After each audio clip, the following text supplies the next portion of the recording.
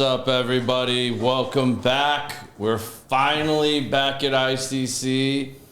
Hope you guys are ready for a good show. We're excited to be live again. It feels like it's been like, what, Biz? Like 3 months since we've been live? 2 months and 2 weeks. Oh, man. This seems like way long now. Well, tonight we have a good friend of mine from the lounge here. Guys, welcome Josh Sims to the show. Sims. Thanks for having me, Garrett. I appreciate it. Absolutely. Did we get it spelled right this time? Yeah, I think we got it. right. I think we got it now. No, my whole family's giving me crap, so I should have just told him we were going with your alter ego. I told him we let him know, so it's all good.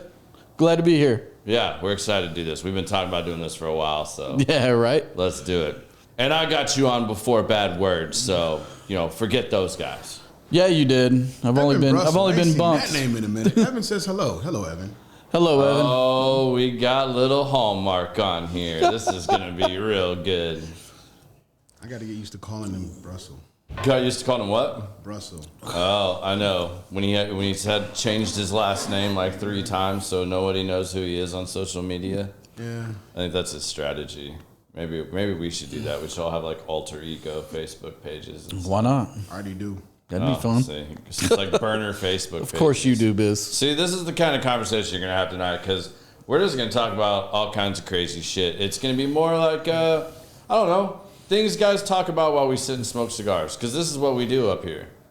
Well, this is not going to be serious whatsoever. Oh, we're not going to be serious? But we will stick to the theme of common sense, though. So we do want to know your story, how you do, and how to utilize common sense in your daily what you do is, especially your daily what you do is you have to use a shit ton of common sense.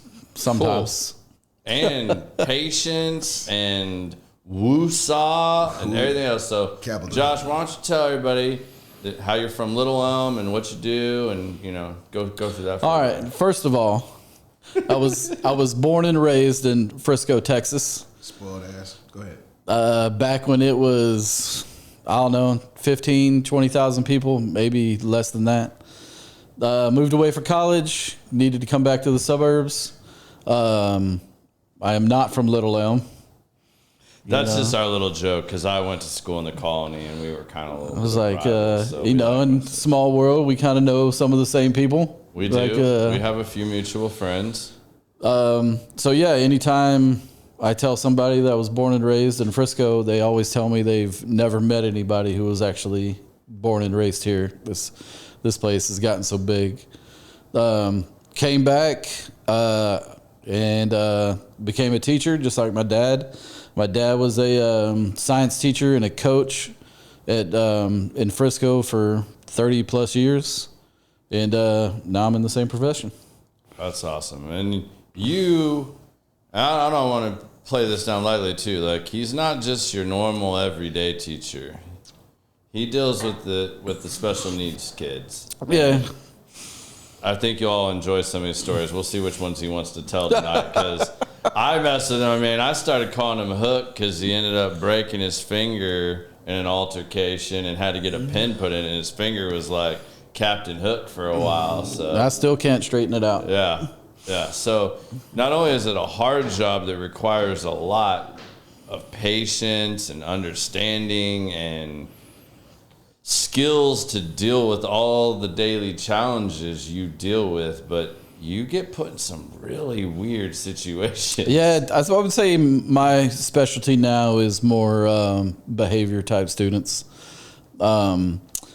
Let's see, I've been chased around with scissors. I've been stabbed with a pencil. I've had chairs thrown at me. I've been stabbed in the chest with a pencil. I've been clawed like Wolverine last time.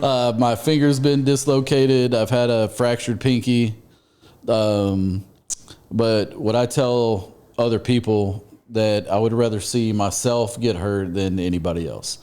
I don't know if it's just the way I was raised.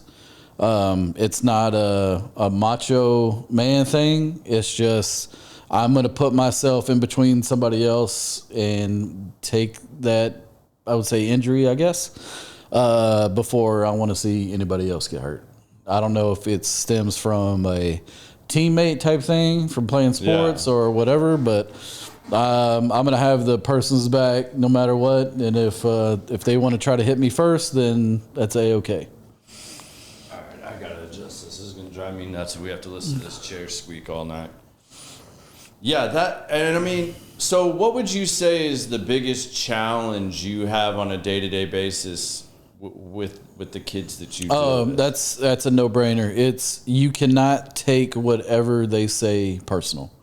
It is a disability.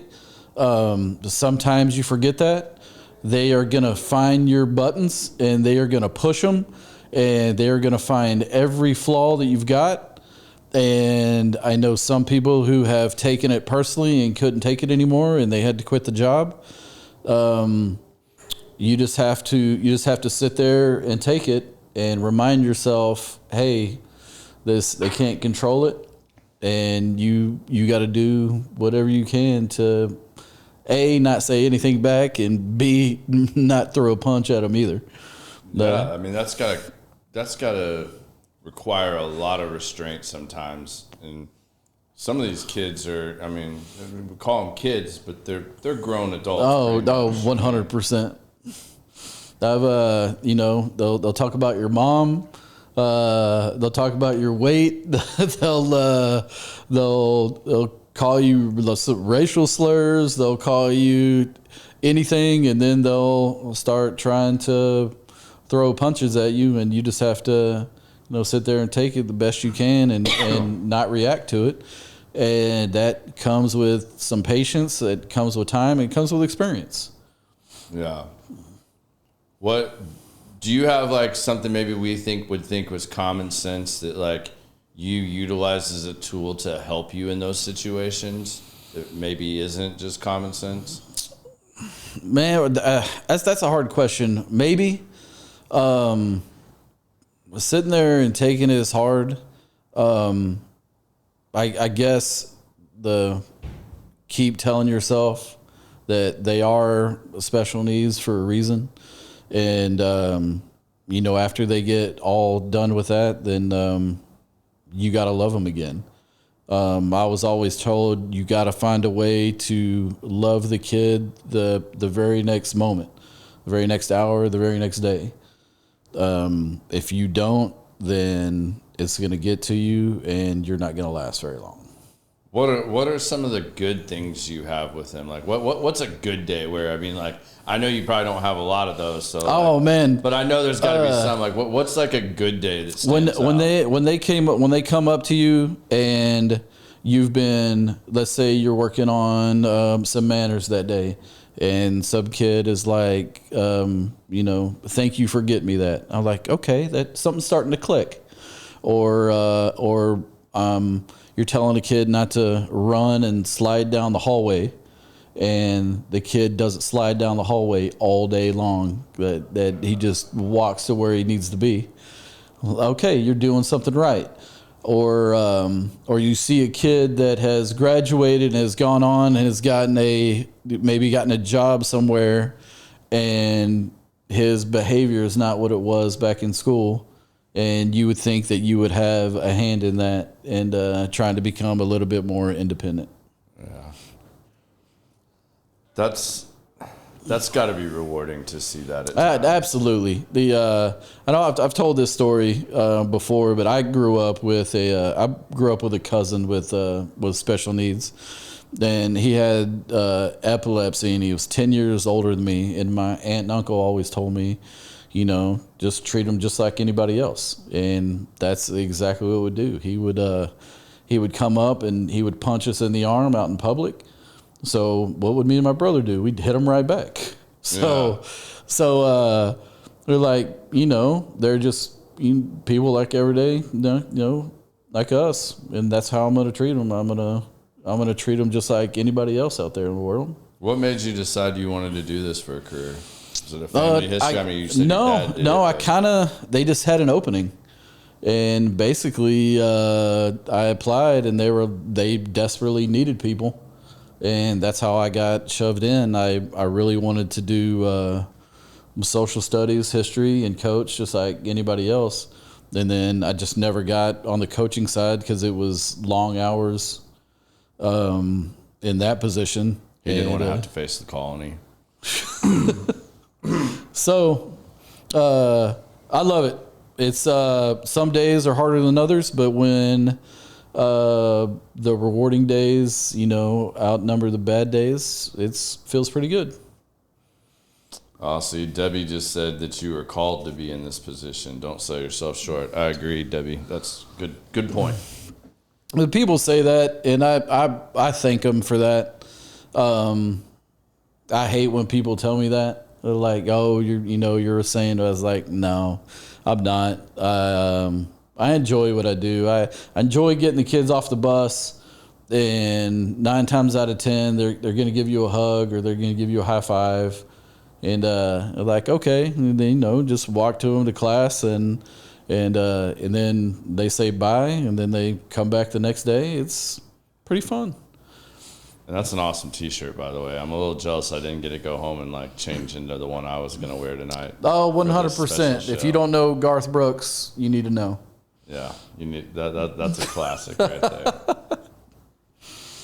Well, Josh, you also work up here at ICC. I do. It's I wholeheartedly believe that this place has changed my life for the good. Can't give specifics. I've been here a little over a year now. Yeah. Funny enough, I came in one day to the Tuesday night podcast here at Industrial and was all cut up from a restraint that afternoon. Brandon could sense that I had a pretty tough day, and I sat down to watch the podcast. I don't even know who was on that day. And probably Evan. Probably. Evan's on all of them. Well, he goes, "Hey, man." He was like, "We'll hire you." And I stopped and I looked at him and I go, "Okay." And I think he had a little bit of shock on his face. I don't think he expected me to say yes. Yeah. Because I'd only been smoking at that point for, I'll say about 4 months. Yeah. Maybe if that. And he said, "We'll hire you." And I said, "Okay." And probably 2 weeks later, I started working up here, and that's where I met all you guys for the first time. Yeah, it's been a lot of fun. We love messing with Josh. We have some very good banter. If you guys want to see what banter is at the ICC shop and how we all interact and good times we have, I mean, again, any of y'all that are local, I invite you to come up here anytime and check it out. It's a great establishment, and as you can see, the remodel is getting really close to being done because you guys were in the same room we used to shoot in, but we're kind of facing a different direction, but it's pretty much the same. Apparently this room's now haunted because we've got crazy light stuff, but maybe that's Biz doing new special effects. Not me. Apparently, according to some people, ICC is haunted anyway, so... Hell yes. You heard it from the man. I mean, you can hear all kinds of stuff up here. You can hear theories about how the earth is flat and man's never been on the moon, and lots of really interesting conversations you can dive into if you I want was to. here for one of the hauntings, so I'm a witness. Yeah? Yeah. All right, we got to hear about this. You guys can't I've just never leave told this you about hanger. that? No, I've never heard So this back story. when, do you remember Brooke? Yeah. Female used to work here. I came in early one day to do something. I don't know why I was here. I think I was just here early anyway. And we were in the back in the Apex room talking, and we heard glass, kablow, just glass. We go all the way to the front to in the vault, and inside the vault where they keep the $10,000 Al Capone, these were Al Capone cigars. Yeah. That glass just came out of the case and fell to the floor. Nobody had been in there. Nothing was there. No temperature. The glass just fell out. So I just figured Al wanted one of his cigars, and he went and got it. But nobody to this day can explain it. Not nothing, not anything. And that glass is inside of a frame. How does it fall out? No All right. explanation. Have you ever had a supernatural experience or anything like that, like ghosts or anything like that? What's your thoughts on this? I have not. Although I think one time we were closing up shop, we turned all the lights off, and I thought I heard a noise, but I wasn't going to go inspect it because the lights were off, and I don't want to be a part of that.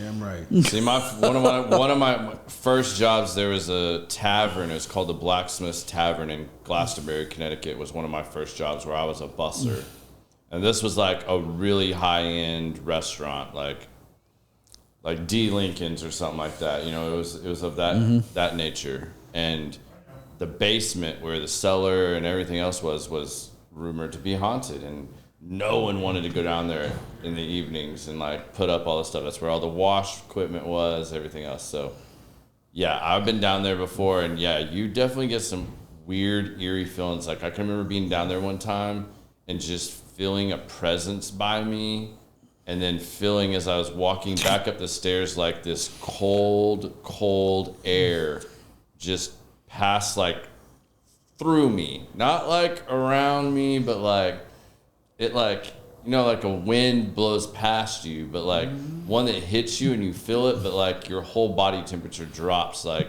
it was the weirdest thing. Like that's probably the best I can explain it. And so I met a guy who gave tours at the Charleston jail, like the night tours at the Charleston jail. It's supposed to be the most haunted place in Charleston. Okay. And he would tell stories that whoever closed it up had to shut down the lights and lock everything up. Well, you have to start from top to bottom. And he would get to the very last one, and a light would turn on to the third floor, or something would roll across the hall, like the very top floor. So he'd have to go back up and turn it off and be like, "Oh, that's just Alvin." Who's Alvin? Yeah. They're like, "Oh, he was I think he was 10. He was either 10 or 12.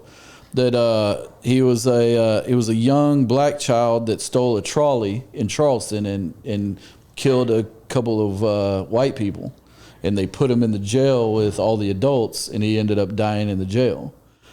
Oh, and so I go, "That freak you out?" And the thing he told me was like, "Dead people have never tried to kill me."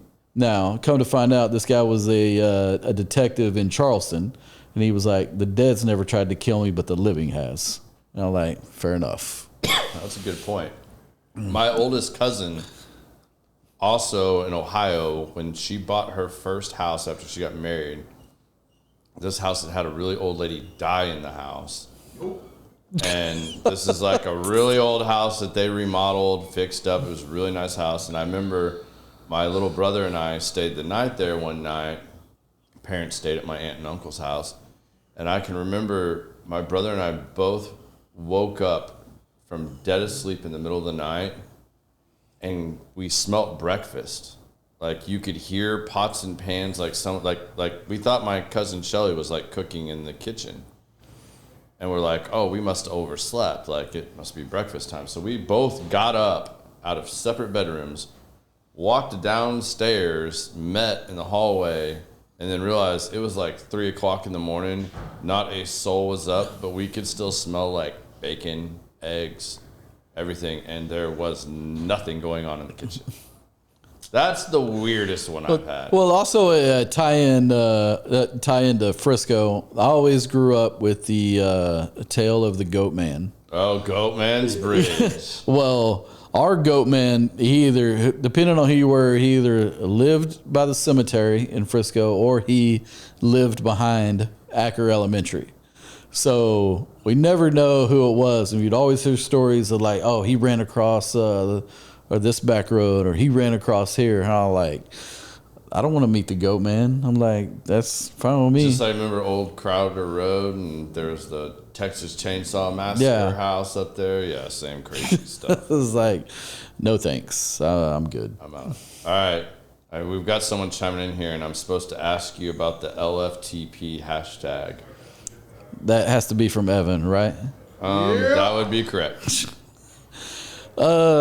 It's a thing that it became just like the stay hard on Facebook. It was a joke. You have more than one of these things? Is what I'm finding out now? Unfortunately, yes. Just so y'all know, this is the king of knowing that somebody famous has died before pretty much anybody else. I don't know what kind of deal he made with the devil. When somebody passes away, he already gets this CNN direct line to his phone, and he's posting "Stay hard, so and so that died." Well, right. He's the king of it. Side I note, make it a goal to try to beat him. If I see anybody that doesn't require me to like type a novel about who they are. Well, this afternoon, there was a thing came across my phone, and the first person I thought of was Biz, because we just talked about this show a couple of days ago, and it was a lady from Hee Haw that she died today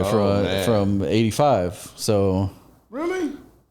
the last name Stoneman. It was. I don't know. No, I just remember the baddies that used to sit on the hay bales. Yeah, it was a lady from Hee Haw. Yeah, he is TMZ of who died today in the world. So the hashtag stands for "Let's fuck this pig," and I heard it on a podcast a long time ago.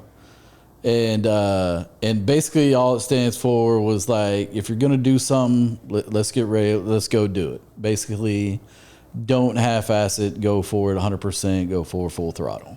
This is some Little Elm Frisco stuff right here. That's all I'm gonna say. I'm gonna let that go. Nice setup there, Evan. He always asks me about it. I always tell him what it is. He always forgets about it. So. And you always have, you're real reliable. I mean, not just as a worker here, a friend. You have like this crazy streak going too at the boxing gym that you go to damn near every morning. Well, what is your total classes up to now? I think back in the fall. Maybe it was around November or so. It was 1,000 check-ins. So I'd been going there about 6 years. That's insane. What got you into boxing? I always loved the sport. I always liked watching the sport. I wasn't really a UFC guy. I wasn't really into like the sport of wrestling or anything like that. But combat sport, one-on-one, just throwing your hands. I wasn't much of a seeing guys kick or anything like that. Yeah. About 6 years ago, I stepped on the scale. It was Super Bowl Sunday. I was about to go to a party, and it was the heaviest I'd ever been, heaviest I ever weighed. And I had 2 little girls at the time, and I go, something has to change. Right. I don't know what it is. Well, at this Super Bowl party, I was scrolling Twitter, and I came across a post by Jane Slater, who works for the Cowboys. Yeah.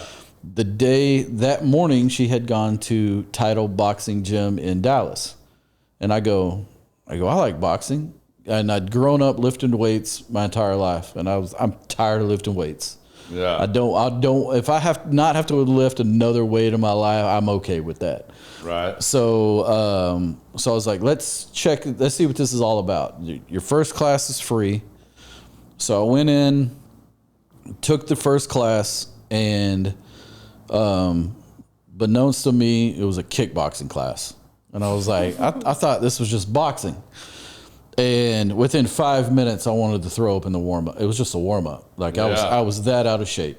Yeah. I can relate to that. My older brother did that to me at his jiu-jitsu gym. I totally get that. Well, the next day, like I woke up sore as I ever was, couldn't sit down, but I went back the next day, and I was like, this feels pretty good. So I started dropping the weight, and I lost about 50 or 60 pounds. And like I had 2 little girls at the time, so I was like, I've got to do something to keep up with them. Yeah. And then plus is when I started, that's right around the time too where I was restraining the students also on a regular basis. And I was having to tag out because I wasn't in shape, and I was sweating profusely. And so I was like, I got to get in shape. So it turned into weight loss that turned into, it is now my main outlet, I would say. Instead of either going home and drinking every night, or just sitting on the couch and eating food, or something like that, has now become more my outlet than it has for like exercise and fitness. Would you say, and I know you just said you're not into like the UFC type stuff, but you did kickboxing and you did boxing. Would you say that's one of those things? I know I hear this a lot with the jiu-jitsu guys. Like, you can't like train yourself and get ready for jiu-jitsu. Like, you just have to build that up doing it. Yeah. Like, you can't. Is kickboxing and boxing? I mean, I don't know because I've never taken kickboxing. I've taken taekwondo and I've done a little. Yeah, jiu-jitsu. yeah. I would say so. You have to build up to it for sure. Sometimes during the classes that I take, the trainers will kind of pull you aside from the heavy bag and do just like a minute or two, just like a mini mid session. And after those 2 minutes, you feel like that you can't go on, that you need a nap and you can't go on for the rest of the day. It's so tiring. And it's 2 minutes long. And now think about the 3 minute rounds or then the 12 rounds that you do in a heavyweight boxing match, and you got to do something. Yeah. And there you're getting plowed in the face by somebody. Yeah, exactly. Yeah, and you're getting you might be punched, and you don't like Tyson says, everybody's got a plan until they get punched in the mouth. Yeah. You never go, how do you react? Well, that turned into I was about to turn 40 around 4 years ago, and I wanted to do something before I turned 40. I didn't want to fight, and I go, you know what? What about a triathlon? Like, I think I could do. Now, this is a sprint triathlon, but it's triathlon. It's a 300-meter swim. It's a 15-mile bike ride, and then a 5K at the end. And I trained about 3 months for it, and 2 days before the race, COVID happened, and they canceled everything. Oh man! And I was turning 40 4 days after the race was gonna happen, so I was pretty bummed about that. And then they had they made it up in the October of that year, and barely trained for that one, but I did it with my brother, and sadly enough, this was the one in the colony. So he beat me by about 5 minutes in time. And if you have siblings, where did he get you at? Was it the swim? Was it the bike? It's probably the run. The run? Yeah, it had to be the run. I'm built for power. I'm not built for speed. So he beat me about 5 minutes, and then that March they were having another one in the colony, and my goal was just to beat his time. And I think I beat his time by about 5 minutes. And I've done 4 of those afterwards. And those could be pretty fun. I wanted something else that was going to challenge me. Yeah. Instead of just going to the boxing gym every day. All right.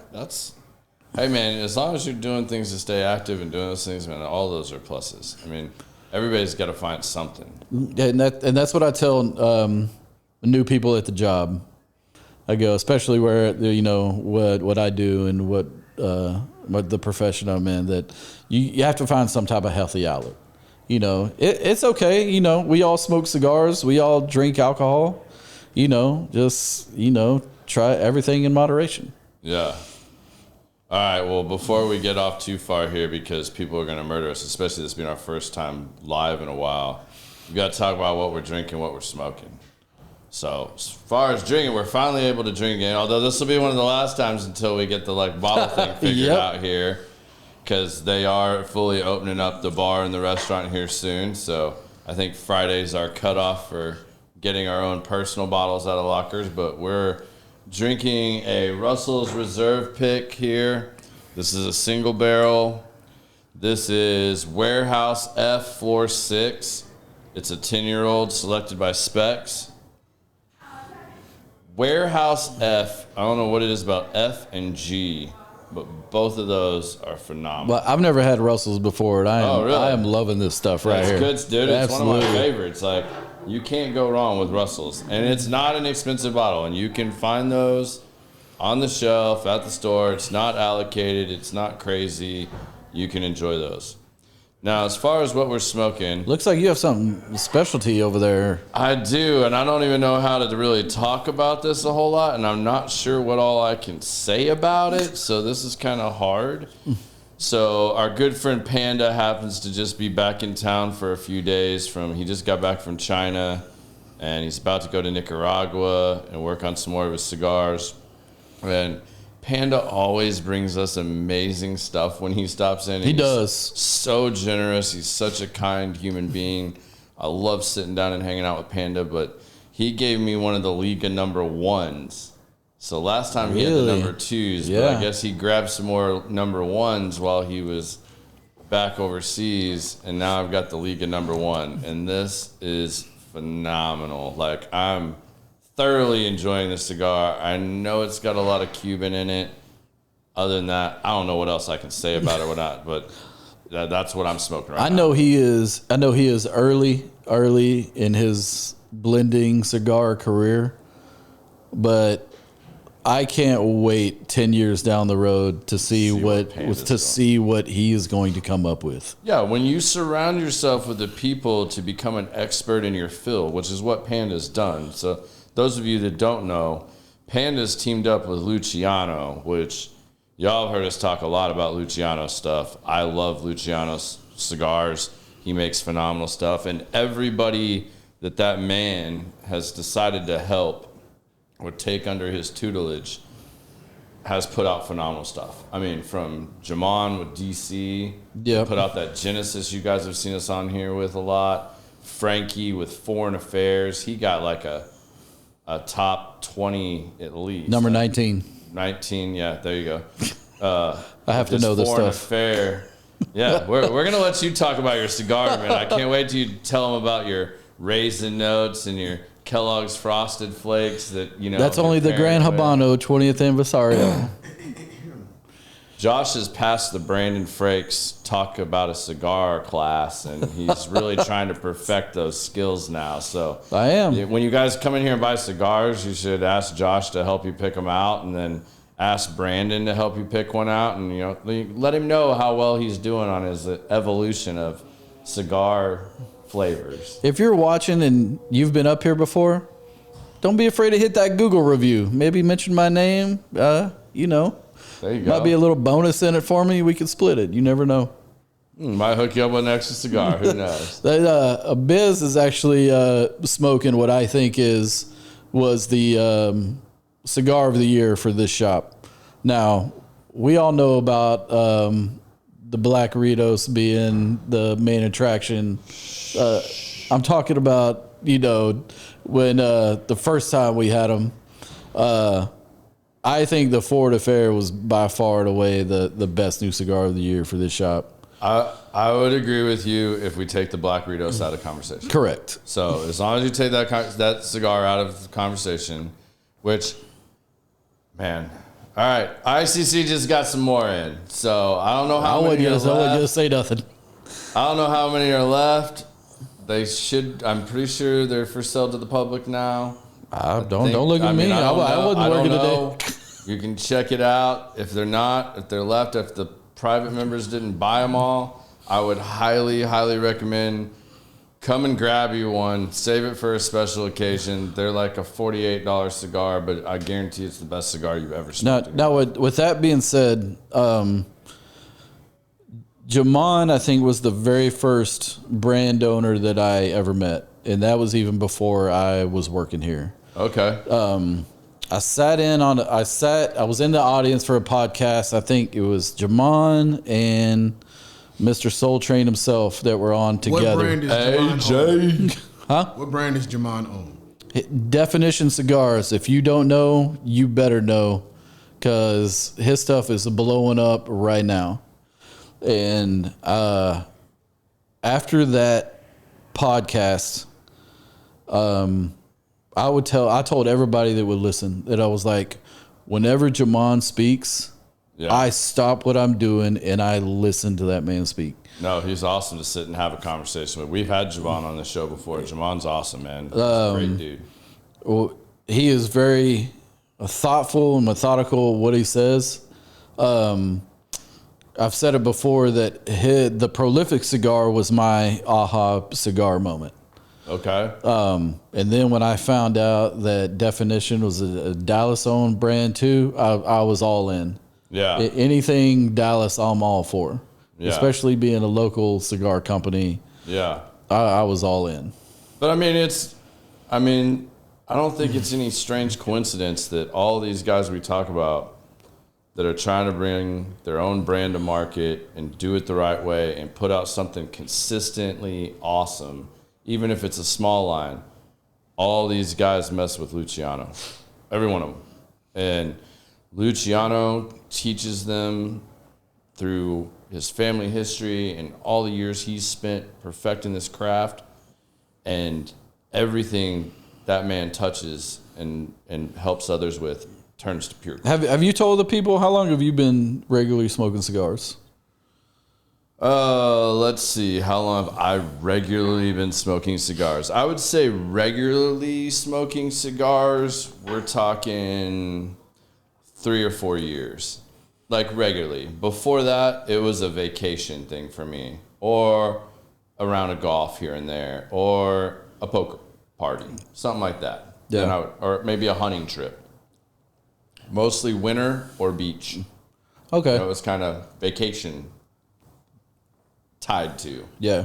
But the first cigars I bought were, on vacation in islands.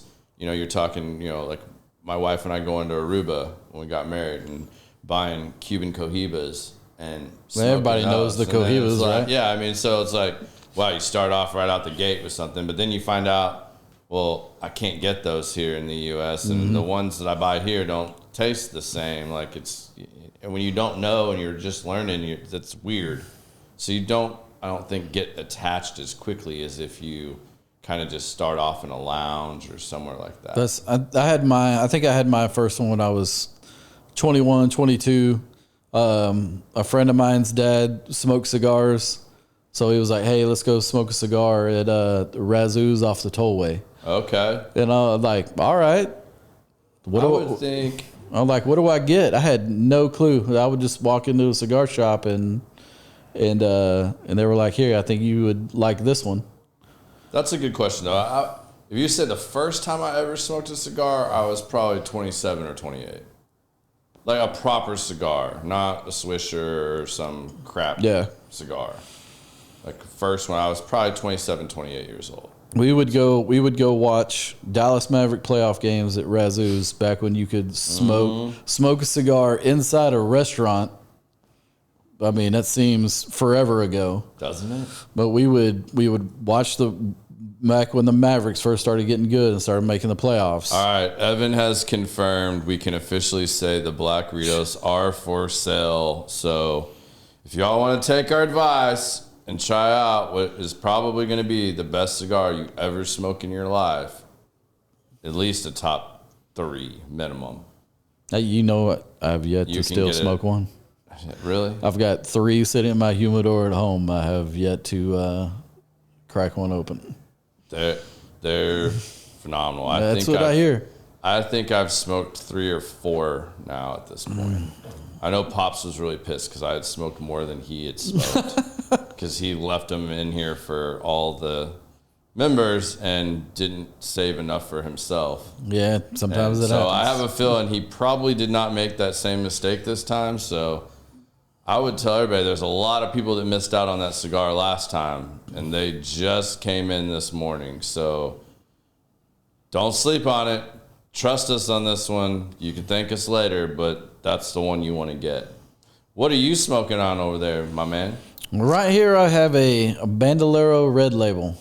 And the thing about the Red Label is the sweetness you're going to get here on the back end right after you blow the smoke out. Yeah. I mean, it's not a raisiny type sweetness. A little more frosted flake. It could be a little bit more frosted flake, maybe a little less sugar. But I love the way that I think, to me, the Bandolero quality for price is probably the best value you're going to get here in the humidor. I think it's a top. It's in the top tier for sure. Another cigar made by Nelson Alfonso. Right. So, I mean, you can see the commonalities here. If Nelson Alfonso, Luciano Morales, any of those guys that are making a cigar, that's why they're highly curated. That's the top notch. Everybody wants to talk about go get a Cuban, go find a Cuban. You want to smoke something just as good, if not better, go grab you a Alfonso, anything that he puts out, anything Luciano puts out. I mean, all phenomenal. You don't need the Alec Bradleys or Rocky Patels. I know you or really Perdomo. like the acids, but I don't even know what that means. And see, this is probably my favorite thing to do. See, Josh and I have this like amazing banter. Like, I love nothing more than to like walk into the humidor and hear Josh around the corner or something pitching somebody on a cigar, and then I just make backhanded comments on the side. He's always giving me reinforcement, positivity. I try to really encourage him and let him know how good he's Garrett doing. will really help out those cigar sales if you're ever in the humidor with him. I'm probably the number one pusher that helps boost those sales. Although you say that, but I got Ben Daly and Chris smoking Alfonsos now.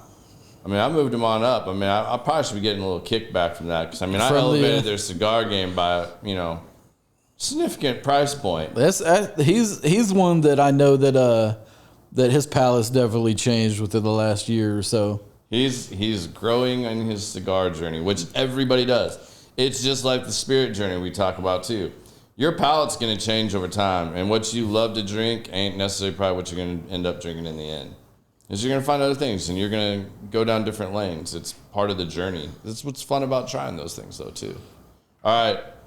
Evan would like to know... Is there anybody out there but Evan asking any other question? Well, yeah. I mean, Debbie and Evan are kind of like tag teaming you on here right now. Oh, that figures. Lathan's here, but, being Lathan, he's being a little quiet. I was really hoping some of my family would jump on to have a little bit more audience. You might have some more on here. There was somebody else I saw a minute ago before. We got some on YouTube, but they're not commenting just yet. Yeah. So you also had a Nikki Contreras. Yeah, it's my sister-in-law. All right, she says hello.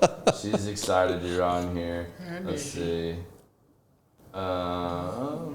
She's a California transplant. Evan and Debbie are taking over the show. What's Evan Debbie one now? I says, want to know. Josh, we are your family. Oh, see, Debbie, we would maybe believe you. I mean, I would because not all of us have even got to meet you yet. I mean, we feel like we've known you forever now at this point, but not all of us have got to meet you yet. Matter of fact, last time somebody, I won't name names, promised that if I showed up at a certain time, we would get introduced and then I would get to meet this Debbie that I've heard so much about. And then he stiffed me for an early brunch. So, maybe next time when you're in town, we'll actually get to meet you. Debbie. Sure? Yeah, because there's two Debbies. There's Evan's Debbie, and then there's my Debbie too. I said Debbie, not Deborah. Same thing. She's going to be pissed at you on that one. Hey, you told me. I mean, how else would I have just pulled that out of the thin air? Although, if you do come to ICC, we're all family. Exactly. So Evan would like to know, what did he ask you a second ago? He asked a good question. He wants to know what the word success means to you. Man, that's what they say on the Bad Words podcast. Well, that's what he wants to know. I got to ask the question. When the fans ask for the questions, I'm going to put it out there. It's going to be success and happiness to me go pretty much hand in hand. Money isn't a big deal to me. Do I have my family? Are my kids happy? Is my family taken care of? Yeah. And that's probably the number one definition of success to me is my family taken care of. Number two is going to be my friends. Yeah. Or my friends taken care of. You don't need a lot of friends, but if you have those close group of friends that you can count on and they can count on you, that's a lot of success to me. I agree. I don't know that I would change or add much to that.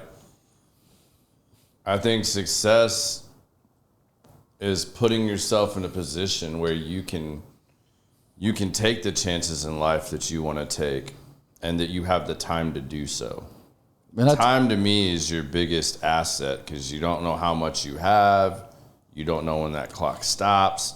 So if you can do things to put yourself in a position to have more time to do the things you want to do, and you live a lifestyle that allows you, like you said, money's not everything. Money's nice. Money can help you do some of those things, but you can also live within your means. And some of the people that have very little are completely content with what it is they have, and they don't need. Man, you just said something just now. Taking a chance in life. It took me a long time to take a chance. I went a long time just kind of going through the motions, being comfortable, and everything was all right. And then boom, I'm working at Industrial Cigar Company that I never in my wildest dreams thought I would ever get a job here. And which led to me going to the Patoro Lounge in Switzerland. I would have gotten a chance to do anything like that, let alone them being closed on a Monday and their owner opening up his lounge and kitchen to me and my wife just because that I'm involved with Industrial Cigar Company. Yeah. So, don't be afraid to take that chance. I was just working, just going through life, and decided to take a chance on something completely different than I ever thought would be possible. And I'm having the time of my life. It's fun. Yeah, man. I mean, it's good. And you can tell, too. That's one of the things I love about up here is, and it's nice, too, when you guys are, off work and you get to take the shirt off and, come back and hang out with everybody. Oh, yeah. It's totally different. You get to... you have conversations when you work here and there, but they're limited to 5 minutes or less. Yeah, because you got a job to do. Yeah, and then sitting back here and get to know them on a more personal level, which it's fun. And then coming into work and seeing the same faces and our banter or Ty's banter or anything like that. The mayor of ICC, come rile him up. It's fun. It really is. Yeah, I mean, I've said it a lot too. I mean, you got to kind of find another place that you can, whether that's a country club or a cigar lounge or your bar, people got to have those other outlets and put themselves in. The thing I love about a cigar lounge is you get all these different walks of life in here and people that do all kinds of different things, from people that are just really happy and loving and living life. And then you got people that are super successful in many different facets, and you're constantly learning something. You're constantly having a good conversation. In the last 2 months, I've seen 2-3 guys who had never met each other before come together, be great friends, and now they're doing business deals and stuff together. Yeah. And now they're pretty good friends. So never would have happened with what we're holding in our hand. Kind of like that Evan guy we used to all be really good friends with that's kind of disappeared, that sneaks out the back all the time now to FaceTime and work on his Spotify playlist. He learned that from the Frakes family. They are the best at it. He learned the Copperfield disappearing act that they all are specially trained on. And I know I've said this too.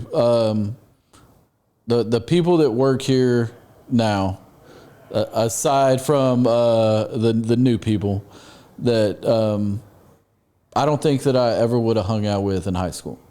There's Ted, Mike, Joseph, myself. I don't think we would have hung out in the same circles. Right. But now, getting to know these guys, the more that I try to understand Ted, the less I know or try to understand Ted. Ted is a super unique individual. And I didn't know how many of the same circles Ted and I ran around in the music scene back in the day. I didn't know how attached to that Ted was. And it's... Everybody has their own, unique set, from Mike's side hustle to Joseph's vast knowledge in the cigar and tobacco, to me just being the resident goofball and doing what I do. So It's really fun up here, and it's going to get even more exciting here in the next couple of weeks. Well, we got to say hi to your wife now. Apparently your wife's on here too. At least that's what Evan's reporting. I haven't seen her pop up yet here, but we're going to make sure we say hello. Hopefully she's on here enjoying listening to you spill the beans. You bet. We'll try to keep you on track. We won't try to dive off too deep, too far. But yeah, there's every facet of different people up here that do different things. And again, I think you'll find, especially in an atmosphere like ICC, that even if you're a person, because I've seen this with people that aren't real good conversation starters or people that would kind of just stay in their hole, that's almost impossible to do around here. Oh, yeah. Because people are going to come up, shake your hand, say hi, sit down, ask you what you're smoking, what you're drinking, want to have a conversation, and it will help you grow as a person too, of starting those conversations, having those conversations, because you're going to learn so much more and have those interactions. I was scared to come in here. I didn't know anybody. I barely knew anything about cigars, and Pops had I will say like a Facebook cigar newbie 101 thing. Cigar newbies. And he said he was going to host something on a Friday night. Well, I tend to work Friday night high school football games, and it just coincided with it was going to be halftime. So I logged in, and lo and behold, it was kind of like a Zoom meeting type thing. Mm-hmm. And I was like, oh my God, what did I do? And it was Pops, it was Mark McClurkin, and it was me. And Pops was like, have we met you before? And I was like, no, just always grab and go. And he wanted to know, like, well, how come you've never come in and sat down? I was like, I'm scared. Like, I don't know anybody. I barely know anything about cigars. And he was like, well, why don't you just come into a Saturday at the shop and introduce yourself? And I'm like, okay. So I came in on that Saturday, introduced myself to Pops and Brandon. Pops, I think, handed to me a Koshan, and so started smoking on that. And then Mark kind of like took me to the back of one of the high tops and just started, explaining tobacco, part of the plant, all that. Yeah. And I was like, okay. So then I started coming back and noticed the culture that they've established here. That, like, if you want to sit by yourself, you can sit by yourself. That's no problem. Yeah. But if you don't, there are going to people that draw you into the conversation. Like, hey, come sit with us. Or like, hey, we've got some whiskey. Do you drink whiskey? You want some? And people are like, sure. And then they just go sit next to somebody they've never met before. And then before you know it, they're exchanging business cards. And then they just see each other every day up here. Yeah, for sure. I remember when I first met Pops, like I was the same as you. I would come in here and grab some cigars every now and then. I had a client that really liked a certain cigar. I don't even remember what it was now. But it wasn't something ICC carried, but there was I don't know what the cigar shop's even called. It's over off like Frankfurt and the Tollway, kind of behind the Texaco there, if I remember correctly. Or maybe it's Park. I think it's Park. Anyways, regardless. Oh, there used to be a Sir Elliot's over at like Park in the Tollway. I think that's what it is. It's something the only reason I know this, I still have the cutter. Yeah, I think you're right. But yeah, I remember I was in the whiskey groups, and that was where all my knowledge was. And I came into ICC, and I'd grab some sticks, and then I saw with someone say whiskey that they were doing the Frankie Blue Eyes deal, and I started getting on some of the lives, and I remember it was a Saturday at the shop or something, and Pop said something about the Frankie, and he was talking about something else, and I think I made a Nebraska joke or something, just messing with me. That's how I am. If I'm not messing with you, I probably don't like you. I'm the same way. I got to talk a little shit or something. And I remember I said something, and I had my laptop on, and I was sitting at the breakfast table Sarah was cooking some stuff, and I'm watching this podcast. She's like, "What are you listening to?" And all of a sudden, she's like, "Who is this guy talking trash to you?" Because like I put it out there. I mean, I started it. She just didn't see it because I typed it. Like I typed a comment. Well, then she's hearing him start blasting me back, and you know how Pops is. He just rolled. I was the same way. I started watching their Tuesday and Saturday podcasts, and I was just commenting on stuff, and they would recognize my name, but they had no idea who I was because I would never come in and sit. Yeah. What do you think some of the best, or maybe what's a good life lesson, or maybe something you've picked up on from the lounge, either working with the Frakes or the people you've worked around or with? Family, number one. They're a pretty tight-knit family. They're very for sure. A cigar can be a very good conversation starter. If you, like I said, if you want to sit by yourself, fine. If not, pick up a cigar, sit down at the lounge, and sure enough, they even have events for that. I mean, they have I'm sure it's coming back soon because people keep asking about it, but they do a Wednesday wind down. Yep. Where no technology, no talking. Like they just, I think they do it in this room that we're in, and just kind of. Lights are going to be down low. Have your glass of wine, have your cigar, and it's just you and your thoughts. It's we've got a pretty good group of people that are up here almost every day, and it's I'll have my 1 or 2 cigars, relax. It's time to go home. It was time to go home. Yeah. No, I can't say enough good things about it. I mean, I think everybody should try it, and at least this is a place where, there are women up here smoking cigars. There are guys up here smoking cigars. I mean, it's not like some of these other places you walk into and you feel like you're in a frat house or something like that. It's a totally different atmosphere. I guess it goes back to biggest life lesson for me is don't be afraid to take that chance. Don't be afraid to actually jump and do something. You hear a lot of, I'm sure friends that will be like, hey, I want to do this. I want to do this. Yeah. And they say it for years and years and years. Mm-hmm. And I think... And never pull the trigger. I think being up here is giving me the confidence to, if I want to do something, then I better do it now. Yeah. And, on that note, I think this is a good time to bring this up and talk about this for a minute. So, excuse me for pausing the show for a minute, but...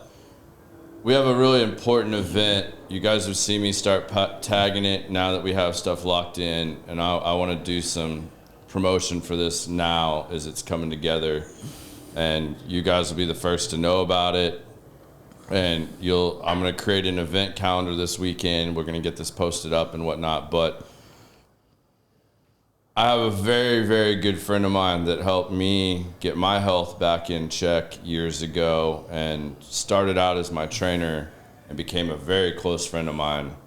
His name's Naz, and Naz is got an amazing wife, Kristen, that I'm going to be working together with on some stuff, and he's got a little boy, Jackson, that's 3.5 years old at home, and Naz has recently discovered that he has stage 4 prostate cancer. So he's fighting the big fight, just like you guys saw my post recently as well, for our good friend Jim Trader. He as well, stage 4. I'm not sure what type of cancer his is. Not that matters, but, he's doing the same thing. And, unfortunately for Jim, he's even in a worse situation right now because they've labeled him disabled while he's going through his treatment. So he can't earn a living and provide for his family and himself while he's going through this. How old is he? Biz, do you know? I don't know how old Trader Jim? is. I don't know how old Jim is. No. I don't know how old he is either. Not that even really matters. But, Naz, I'm going to say Naz is... Don't kill me, Naz, if you hear this or see this, but I'm going to say 47, maybe 48. I know he's just a few years older than me. So, we're talking about a young man that's taken care of himself his whole life. He's got a young family, whatnot. And, unfortunately, I don't have the time and resources to help everybody. I'm trying to, but, with Naz, I've been working with some of my other friends, and we're going to put on a real special event and try to raise some money for him, and so that he doesn't have to worry about whether or not he can train somebody that day or whatnot, whether or not he can afford his supplements, his medicine, whatnot. You know, I mean, yes, he has insurance. Insurance is great, but that shit doesn't pay for everything, and he's still got to earn a living and be able to provide for his family. So in order to try to help with that, we're going to do a big badass event. It's going to be Saturday, March 30th. We invite any and all of you that are here in DFW to come out. It's going to be at my friend J.R. Munoz's bar in Deep Ellum called Will Call. If you guys have not been to Will Call, this is a phenomenal establishment with great food, amazing bartenders. Shout out to Bill, JR. These guys are going to be back there serving you guys drinks. They've got a big sound room and stuff, and we're going to bring in bands, and it's going to be an all-day event. I mean, we're going to do a silent auction, so if you are part of a company or have a service or something and you would like to donate something that could be auctioned off to help raise money here, please DM me, reach out to me. If you have a band or are musically inclined and you like to perform, reach out to me. The slate is filling up pretty fast. I may not have any more room for bands at this point if the rest of them confirm right now, but those of you that grew up here in DFW and are roughly our age, if you guys remember a band called South FM, fronted by Paco Estrada, Paco has agreed to donate a set and come out, and he's going to play for us. I think he's just going to do an acoustic set, which should be really awesome. So there's no telling what he's going to play between his old stuff, his new stuff, his solo stuff. I mean, if you've never heard Paco, man, he is an amazing singer-songwriter. He's written songs for a ton of the big bands that you guys all know and love. You know, one that comes to mind is one of my favorite bands, Nothing More. Paco's written with them, with Johnny from Nothing More, and collabed with them. So, like I said, they open at noon. We're going to start setting up around 2 o'clock or so. We'll get the first bands playing. It's probably going to be lighter on the bands earlier in the day, and then we're going to have a couple do some acoustic sets towards the end, and, you know, we're going to close it out with Paco. So you guys come out, enjoy Deep Ellum, enjoy the day. We're going to have it all set up for you guys. In order to come in, you know, there's going to be no cover. We're going to have, whether it's Naz's Venmo or whatever set up, we're going to set that up so that, like, when you come in, you decide what you want to donate, you know, whether you could donate $5, $10, whatever, and donate it like you're paying a cover charge, because we can't obviously just charge a flat out cover, because JR obviously has regulars and customers that are going to be coming in there, and he's just donating the space, and he's even going to graciously match and donate some from himself based on how much drink and food is bought. So, I mean, this is hopefully going to turn into a really good, awesome event where we're really going to be able to help Naz and his family get through this tough time. So that's all I'm going to say about that for right now, but I want to throw that out there. So that's coming, and we hope you guys will support that event. Come out to it. It'll be a great time. Hell, maybe we'll even podcast from out there for a little bit or something. Or, you know, maybe one of the things we put up there is we're going to do a podcast just to, maybe we'll offer one up, auction off. Somebody wants to come be on a podcast and support or promote whatever it is they do. Pretty fun. Maybe we'll do that. Yeah, I mean, it's a good time. I provide cigars, some drinks, and we can just sit down and shoot the shit, have a good time. Well, now that he's brought the room down. Now that I brought the room down. Yeah. Sorry. Yeah, it's very sensitive, touchy subject to have to talk about and to be a part of, but when your friends need your help, your friends need your help. So, you know, we're gonna do whatever we can to help ease that burden and help them, and, you know, hopefully everybody can help Mr. Trader out as well. I've shared those links. Hopefully you guys can jump in on that too. And one of the things I am going to auction off up there and have a part of is we're also doing something for Naz. It's going to be a personal gift to him. If anybody else wants to get in on that as well, we're going to do Biz and I's time to sit down with him and capture his story and let him do a story for, Jackson and stuff like that, he'll always have to hold on to and cherish. No, that's pretty neat. If anybody wants to be a part of that or donate to that cause as well, we'll have some links for that later on too. So stay tuned to the Facebook. You guys will be able to see that stuff on there too. All right, what do you want? Let's change it up. We've got real serious and down there. Yeah, for a man. minute, so. Got serious quick. Let's. Any of y'all got questions for Josh, or you guys want to throw some stuff out there? Questions you have for us that you want to talk about? Throw it out there. I guess music. What did you listen to growing up? Music. Oh man, I'm a smorgasbord of music. Music is kind of what mood I'm in. You can totally tell if I want to be messed with or not based on what you hear me playing in my office, probably. I know my guys know if they hear Chevelle playing, don't come bother me. Oh, yeah? That's if I'm woo-sawing, listening to some of my, one of my buddies, he's like, man, why are you so angry all the time? Like, why do you listen to all this angry music? I'm like, it ain't angry, man. It's just aggressive. But yeah, I listen to everything, man. Well, I grew up with my dad listening to the Oak Ridge Boys and stuff like that, and the Beach Boys. Yep. And I'm in the same boat. And then my mom was more the rebel and rocker. My mom got to see Led Zeppelin live, and my mom's listening to, my mom's getting us into Creedence and Muddy and Haggerty and Fogerty. To this day, I could not tell you at all what my mom's music taste is whatsoever. Really? I could maybe throw out the Beatles, I guess, but no clue. We weren't really a music family. I know when we would go out to the deer lease, it would be like the oldie station or just straight country. Yeah, my dad was more the country, so my dad would listen to country, and my dad loved gospel music and stuff like that. My mom, though, man, we'd road trip with my mom and stuff when we were kids, going to see my grandparents stuff. My dad traveled a lot when we were kids. So we listened to everything. We used to make fun of it. We called him Rod Stewart because me and my brother hated Rod Stewart. My mom probably, like most people's moms that grew up around our age frame, Rod Stewart and Michael Bolton. If I never hear another Michael Bolton or Rod Stewart song in my life, I think I'd be okay. I had a great friend of mine, great friends of the family, my family. He had an older brother that was 2 years older than me, and usually my musical taste would ever stem from what he was listening to.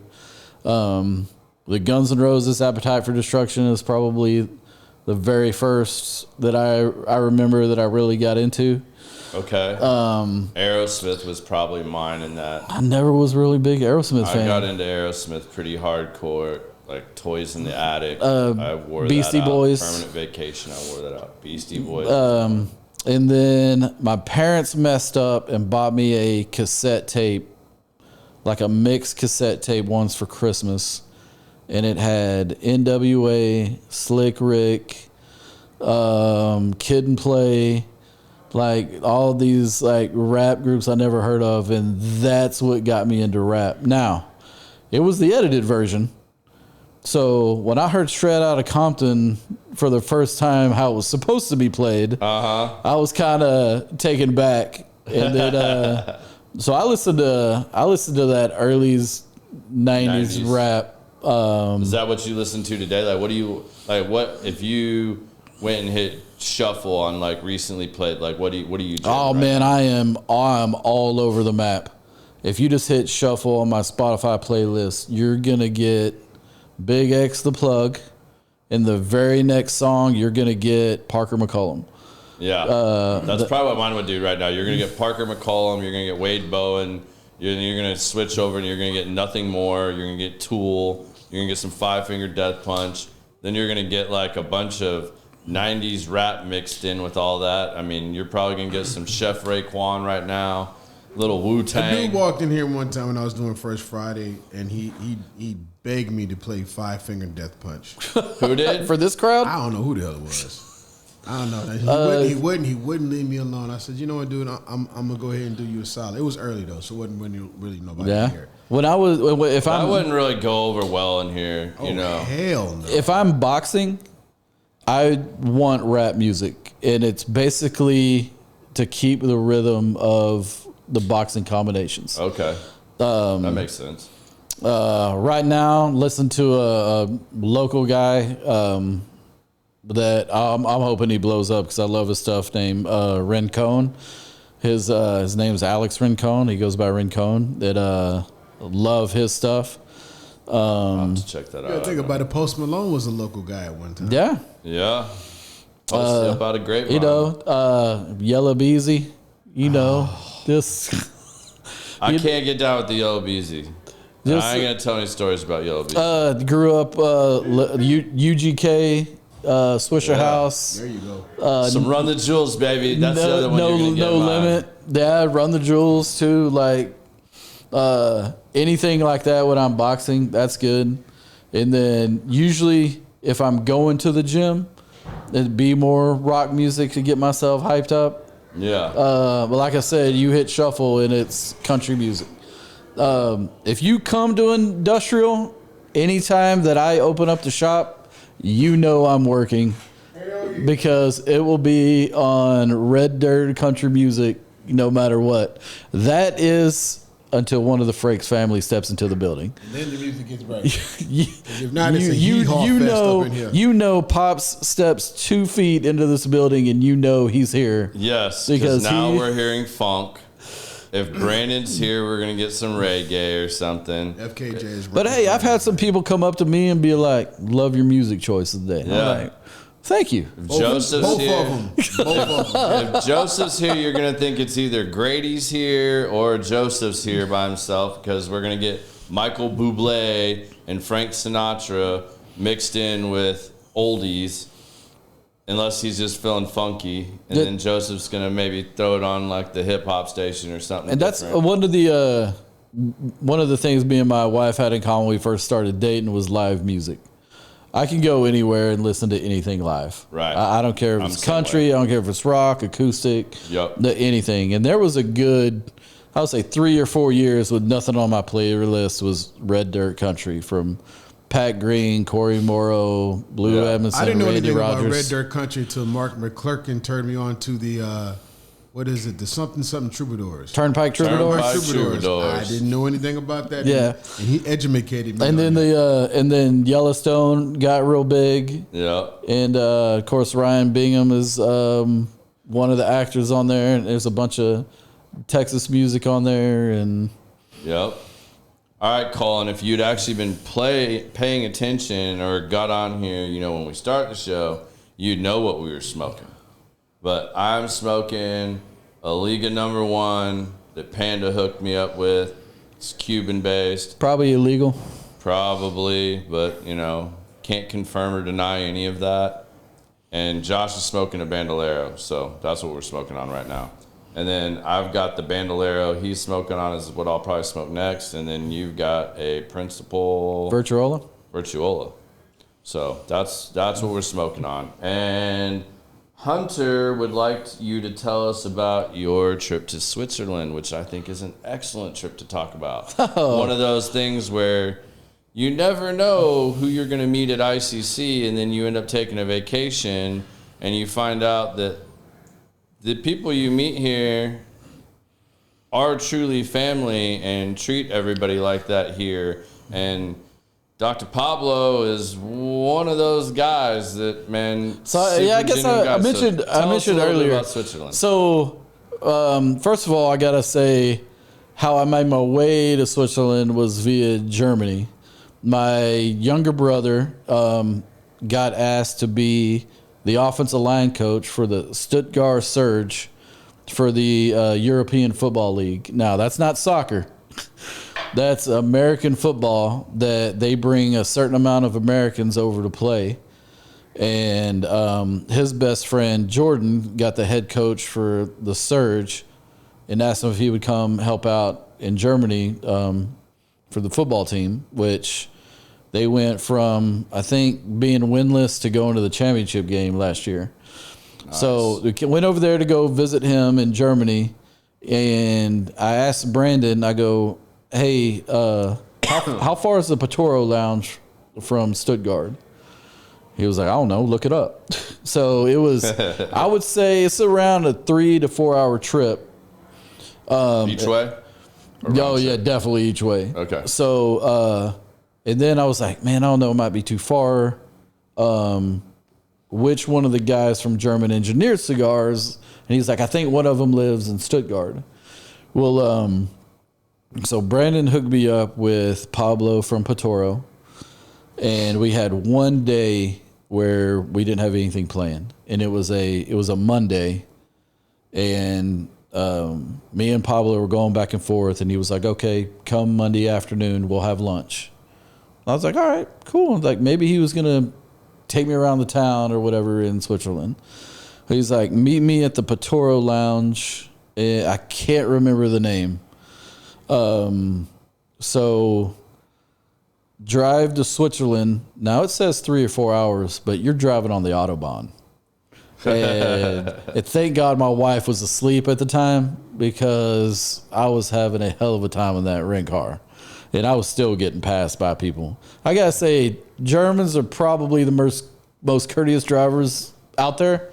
Okay. So we get there in about 2.5, 3 hours, I think. And the lounge, I see that it's closed on Mondays. I was like, darn. So I go up and I knock on the door. I say, hey, I'm here to meet Pablo. And then there was a nice gentleman there, and he was like, I'll call him. Yeah, we know that you're arriving. I was like, you do?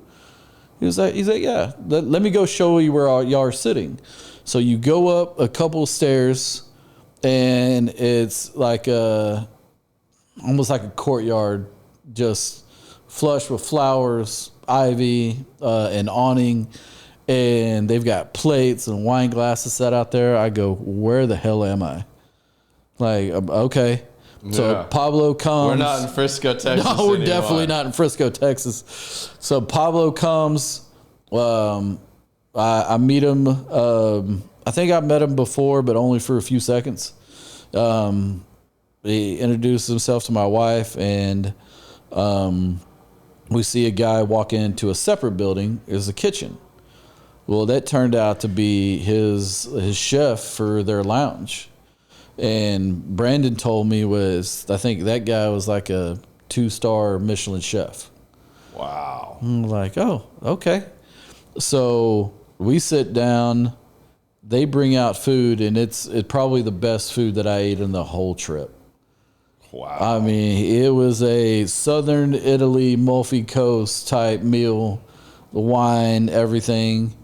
And then he brings out a Patoro Brazilian cigar that we sit and smoke. And then, I'm so jealous. And then he asked me, "Hey, would I like any whiskey or bourbon?" I say, "Sure." And the waitress brings out some whiskey, and I was like, "Man, this is good. What is this?" And the chef was like, "Michter's. You like?" Yeah, this is good stuff. Can we get this back in America? I had no idea. Yeah. He was like, yeah, Kentucky. I'm like, okay. So come to find out that lounge is closed on Monday, and he had his workers and his chef come open up the cafe just for us. Just say technical. Technical. Gotcha. Keep rolling, Josh. We're listening to you. So he opened up the kitchen and the lounge just for me and my wife. And that never would have happened if I wasn't involved here at ICC. He showed us around the kitchen. There's a place where you go upstairs that they have mirrors that you can look down to see the guy cooking. And then they kind of have a private area where you can go downstairs and eat. And each chair looks like the back of the back of the chair is a shape of a tobacco leaf in purple velvet. This place is amazing. So then he was like, "You want to see the lounge?" Sure. Walk into the lounge, and it's small, but it's beautiful. Everything there is immaculate. And then you walk into their humidor, and their seating area is actually inside their humidor. What? It's only about 6 or 7 chairs, but they have around, I think he said 400 members or so. And you have to make reservations for the kitchen. You have to make reservations to come sit at the lounge. They have all their cigars. I think they have the cigars they're affiliated with their factory with. And then he has in a case one of the watches that the watch company that he owns. Those are sick. Those are sick. And then I wanted one really badly, and then I saw the price tags on them, and I was like, "Woo!" I was afraid to. That's out of my league. I was afraid to touch anything in there. I can only imagine. Pablo does not play around. Like, that dude is first class, top notch. Oh, it gets even better. Everything. So then his chef takes us to another building where they kind of sell some things out of that building, food related. So my wife was like, I really love the red pepper flakes that you had on the pasta. And he just hands my wife a jar of red pepper flakes. And she was like, how much? No, you take. Like, we're here to get free things. Like, we'll pay for it. Yeah. And then they start talking, and then my wife is a lover of all tea, and they start talking about tea, and he goes over and pulls out some tea from this cabinet, and says, here you go. She's like, I can't take this without paying for it. No, you take. So then we go back over to the lounge, and sitting on their bar is a Patoro bag. And in that bag is a box of Patoro cigars that we don't sell here at ICC. There was a Patoro hat, and I think there was something else in there. And I was like, how much do I owe you? No, nothing. And I go, I didn't come here to get free things. I was like, more than willing to pay for it. Here's the credit card. No, I can't let you do that. And I go, I really appreciate it. Here's the credit card. No, take it. And I go, okay, who am I to argue? Like, sure. That's and we met one time. It might have been for 5 seconds, and the way he opened his doors to me and my wife is amazing. He's a great dude, man. I've done 2 or 3 private events here with Pablo, and every one of them's absolutely amazing. So the next time that he comes to Frisco, I've got to get him something that either is Frisco related or Texas related, that he can't go back empty handed next time that he shows up to the lounge. Hospitality back at him. Absolutely. Did he make you do the ash thing? No, he didn't. Do you know what I'm talking about? No. So this was the craziest thing. I'm sitting with him in a VIP member thing, and I forget which one of his cigars they're smoking, but it burns so clean that the ash has a salt-ish taste to it. Like, one of his partners I have heard this story. Puts the ash on his steak and will eat the steak with cigar ash, and you can literally take that Patoro and like dab your finger on the ash. Is that a particular Patoro cigar, or is it all of them? I don't know. I wouldn't want to answer that. You have to ask Brandon. He can tell you. Yeah, for sure. I know Brandon knows the answer to that. That just sounds weird. You can totally do that. You can like taste the ash, and I thought they were just messing with everybody at first. I was like, all right, joke's on us. We're licking ash off our cigars. Like, no way. No. True. Do you remember the first time me and you met? Yeah. It was in this room. Yeah. It was, I remember that I got a ticket to the VIP for Darren Chaffee from Principal Cigars. Yeah. And talk about being the most nervous guy in the room. I had no idea what the heck I was doing whatsoever. I think I had you to my right and Ron Hancock to my left. Oh, that's trouble right there. And I think Goodner was in there. I know Rob Goodwin was in there. And some other people I know that and I was nervous as nervous could be. I was like, I was going to keep my mouth shut and my ears open like for sure.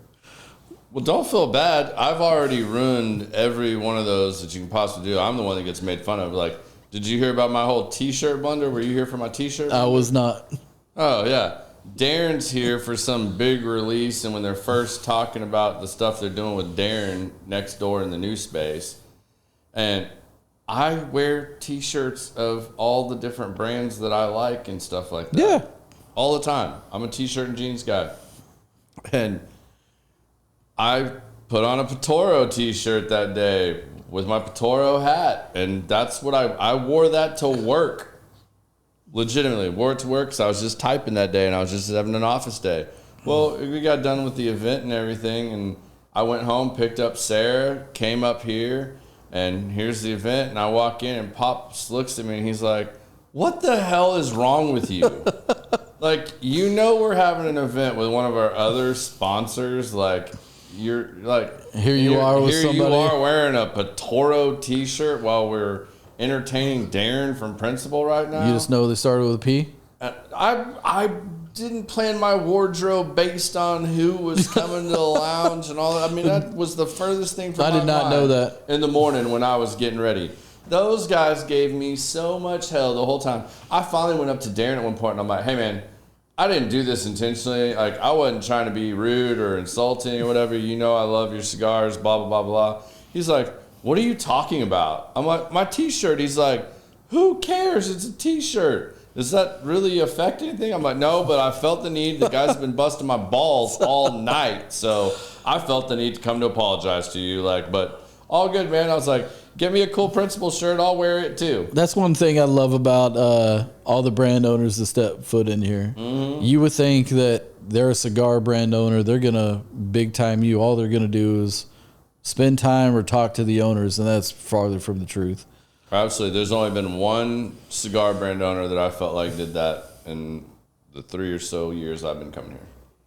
Yes, all the ones that I've met take time and go out of their way to not only talk to the members, talk to the staff too, get to know them. Crux.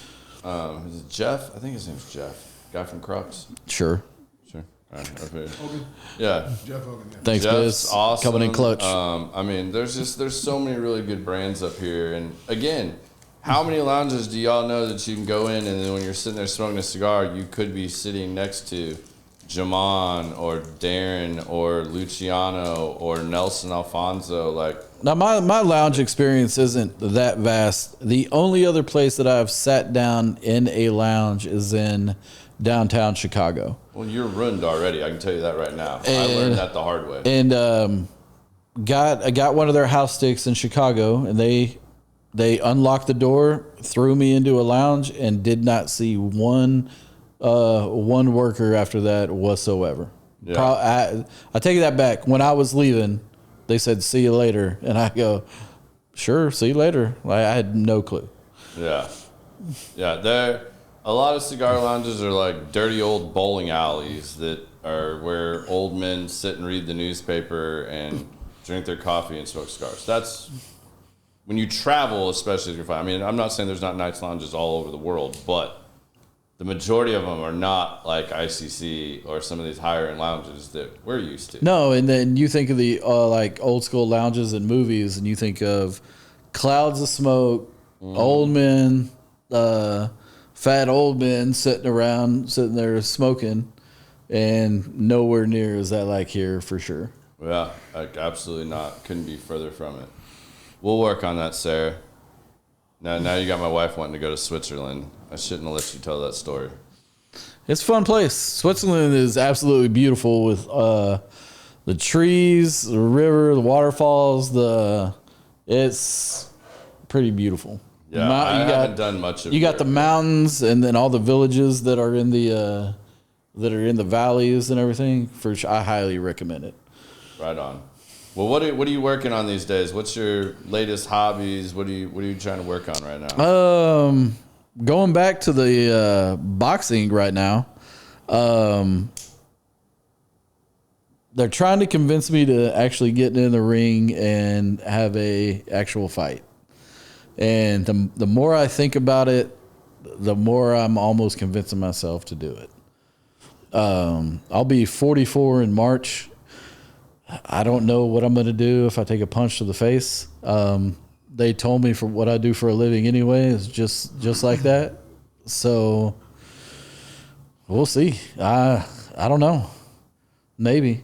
Dudes in their competition, you're still fighting with gear on though, right? Yeah, you have. I think it's a 12. I think it's a 12 or 16 pound or 16 ounce headgear.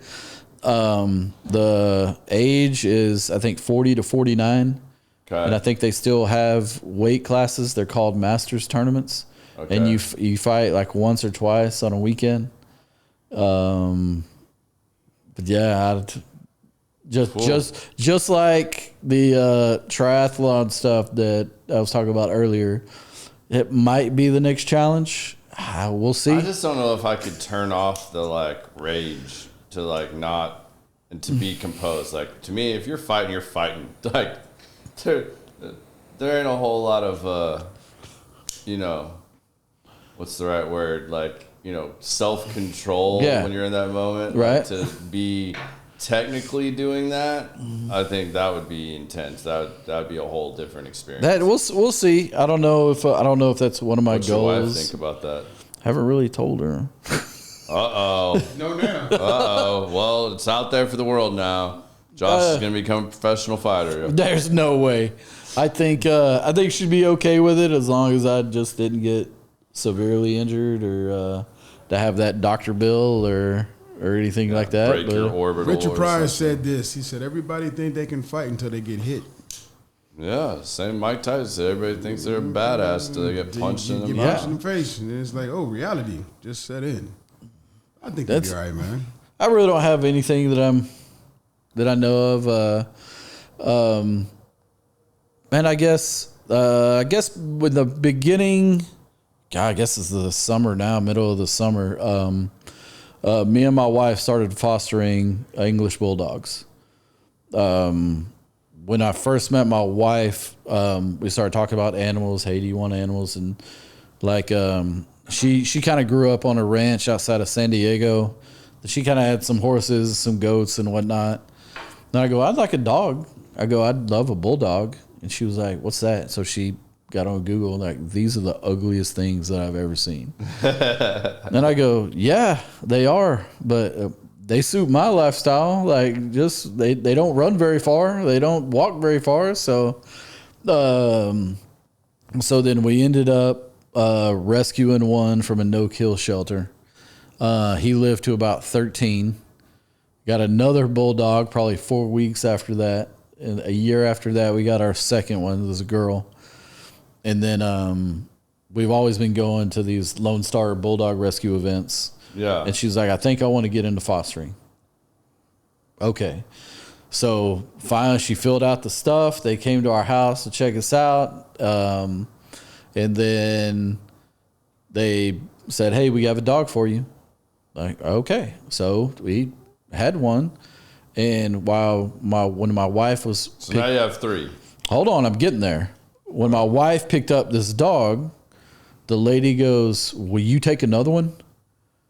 And she was like, we've never fostered before. How about we do one first and see how it goes?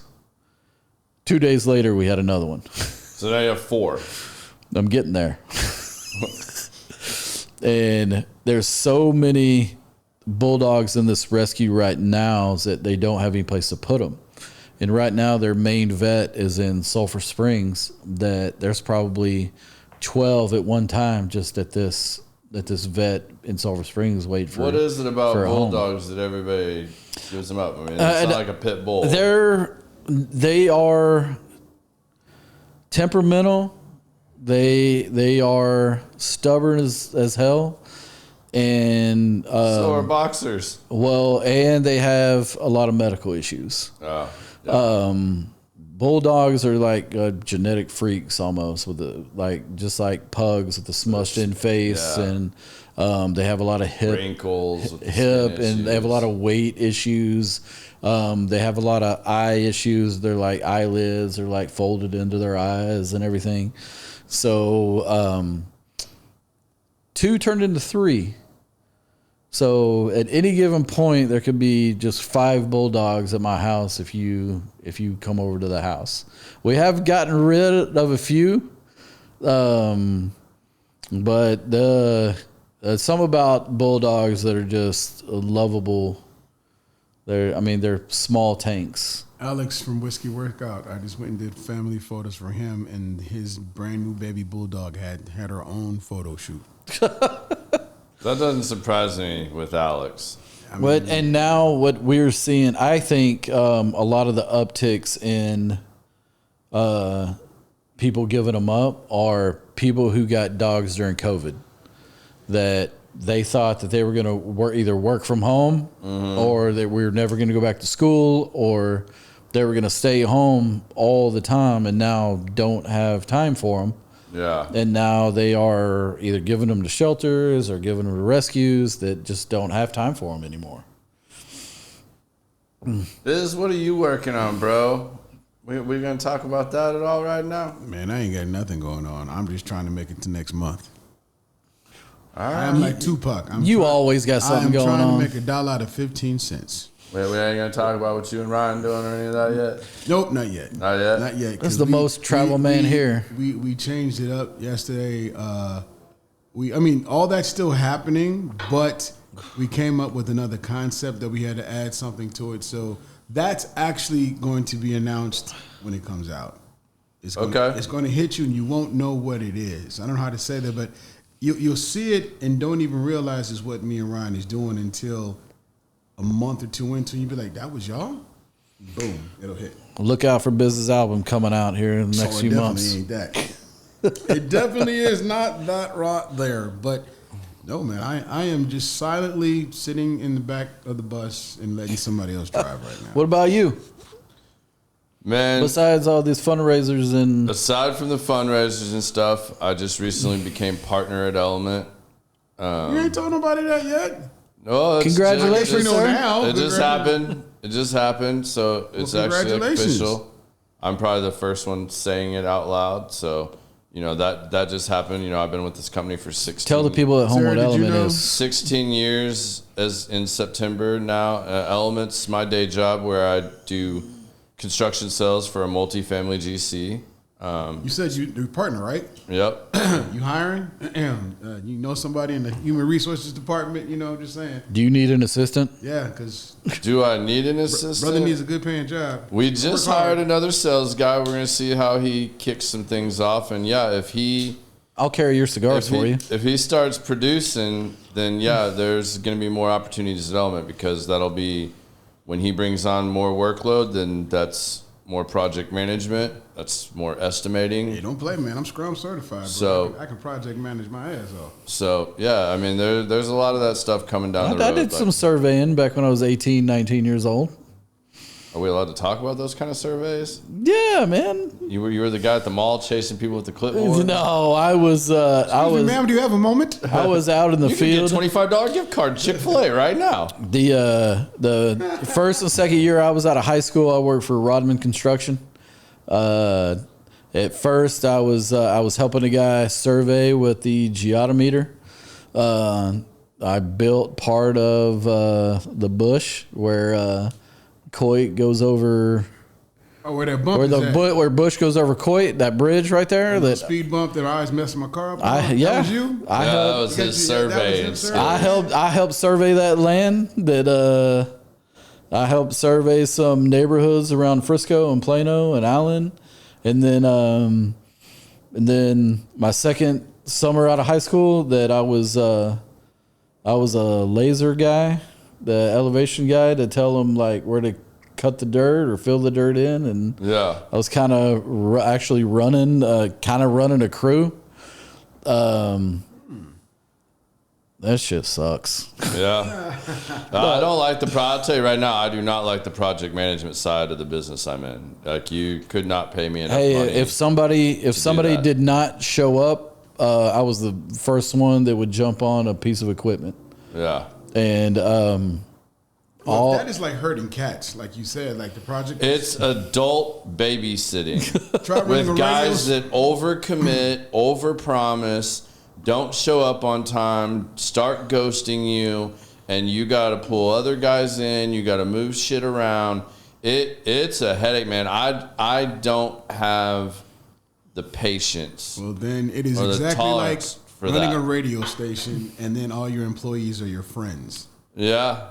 So I know exactly what you're talking about, and you did it for 13 years. Yeah, I mean, it's literally like herding cats and, dealing with that. And, I can't do it. They made me run one job, one of the first jobs I sold to somebody that, thank God, is still my client today. Thank you, Christina.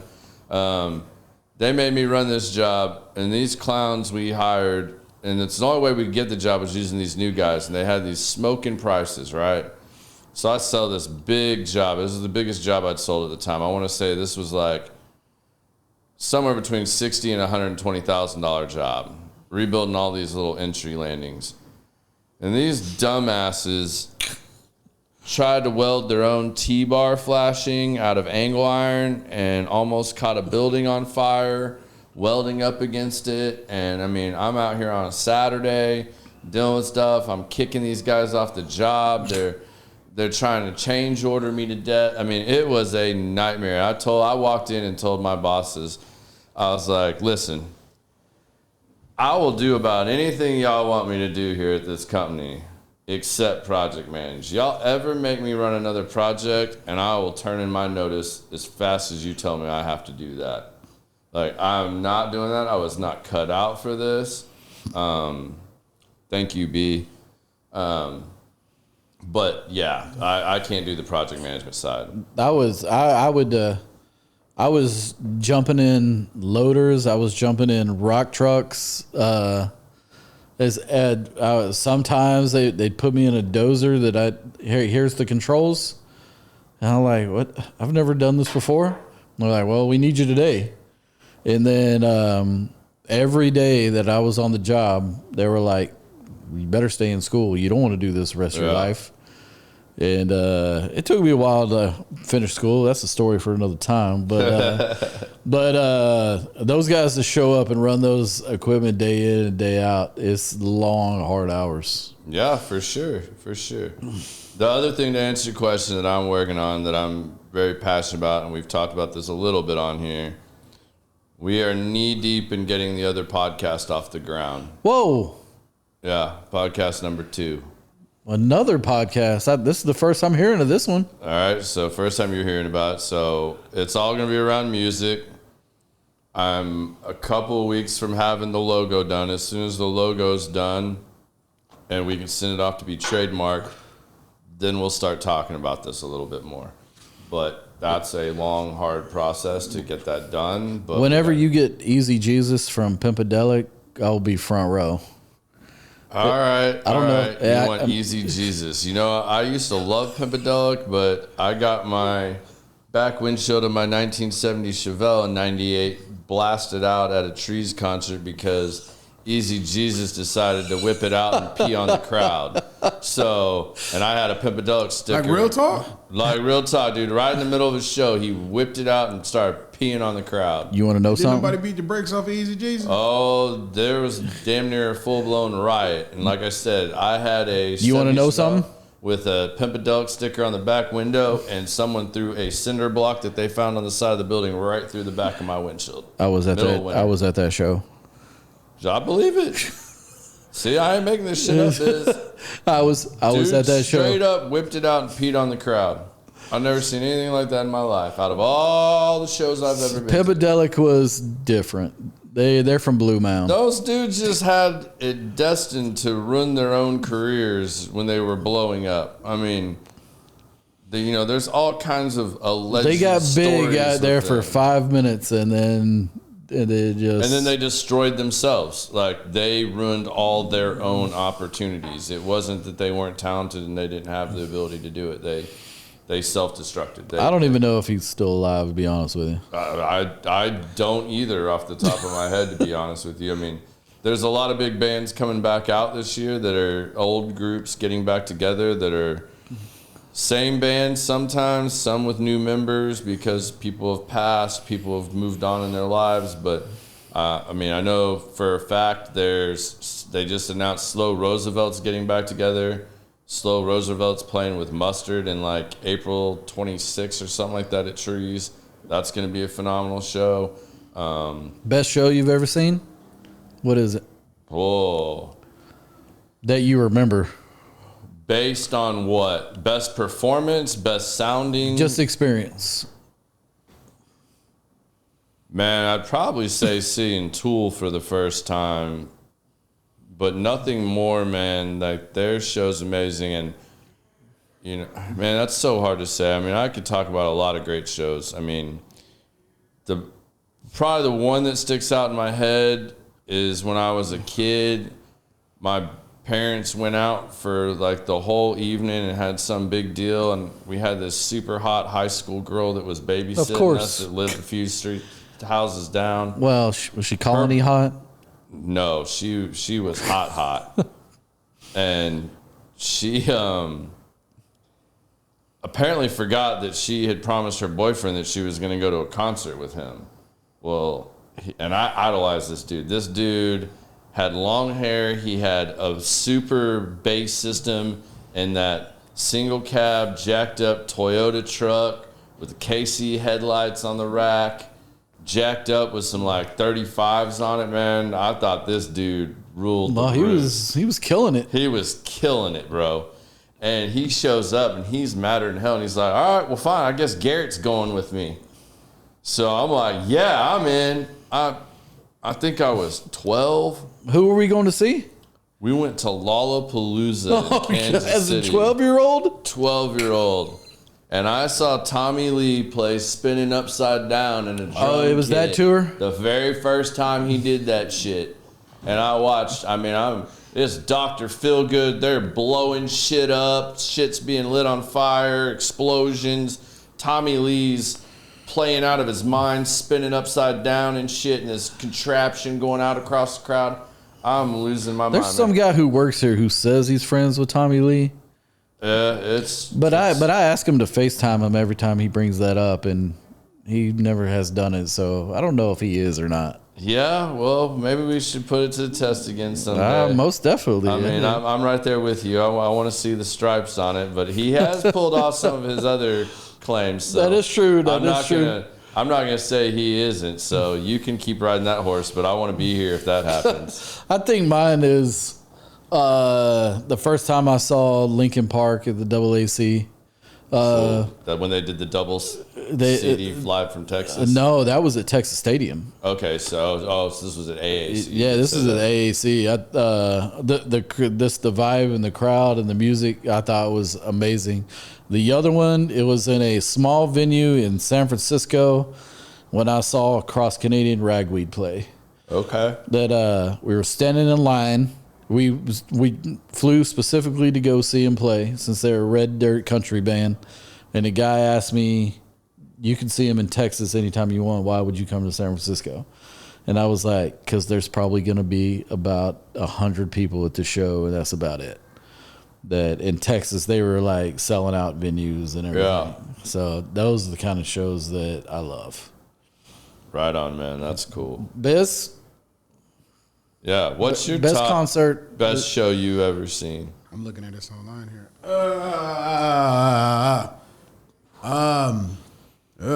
Overall experience. If you say Erykah Badu, I'm throwing my laptop at you right now. Who? No. KO on his Erykah Badu. No. She just got her own bus rap. You know she what? got a lot, but name me one song by Erykah Badu that you know. I just know her hair. Exactly. She's had like one really good song. No. That doesn't transcend across lots of other groups. You're just not into Erykah Badu. Erykah Badu has, when you have Grammys and all that other stuff, you've had more than one good song. So what's your favorite? So name them. What's your name three Erykah Badu On and songs. on, back in the day, Call Tyrone. So I knew he could do this. That's what I'm saying. He's stuck at 3 though. He's stuck at 3. I mean, it's like. And how many albums does she put out? Like 20, 30? I just know she's from anybody. Dallas. The albums don't exist anymore. I just know she's from Dallas. I'm just saying. Albums don't. Everybody puts out singles. Nobody puts out a good album anymore. Even though they are good albums, because like literally Chris Brown, his last 2 albums are dope. But the way that radio and the market is, they don't market them as albums anymore. Morgan Wallen did a double CD. What's his new album is dope as hell. Chris Stapleton? Oh, yeah. Well, Chris Stapleton. Chris Stapleton. Yo, I had no clue. And I started, he is, man, that brother's different. So what's the show? I'm old.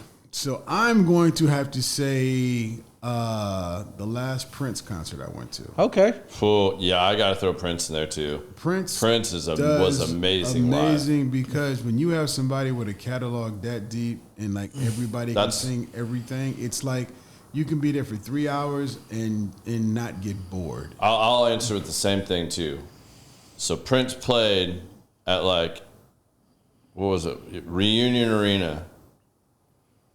And I went to that show and I left there and I went to Deep Elm and there was this old blues bar called like Blues Cat Blues, Blue Alley Blues, something like that. Right over there, kind of where Gypsy Tea Room used to be. And I used to love going in there. It was an older crowd, but they had like a piano in the back corner. They had some instruments and like famous blues guitarists would come in there and play when they were in town and just set up and just play for a while. Random local music would play, but it was jazz and blues. It was an amazing little place. And I was in there one night after the Prince concert. It's late, man. I mean, it's like probably 11:30 by now.